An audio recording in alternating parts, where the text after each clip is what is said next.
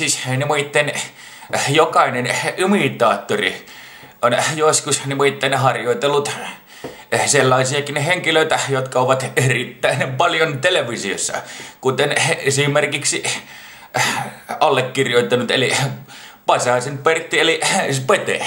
Ja sitten siihen lisäksi päälle tulee tietenkin hieno taiteilija Pasasen varavedessä meikäläinen Vesku tässä tervetuloa. Kaiken näköistä hommaa ja sitä voi kuuluisa olla, mutta ei meikäläinenkään ole niin kuuluisa kuin tuo niin, tää meidän rockitähti maailman kiertue Andy.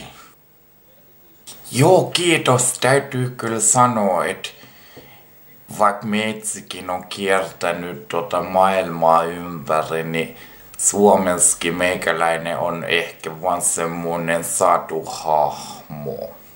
Kyllä minun täytyy sanoa, että vaikka meikäläinenkin tuolla haudan takana ei ollut pitkä aikaa, niin kyllä joskus minunkin pitää tulla tämän julkisuuteen keskustelemaan erinäisistä asioista.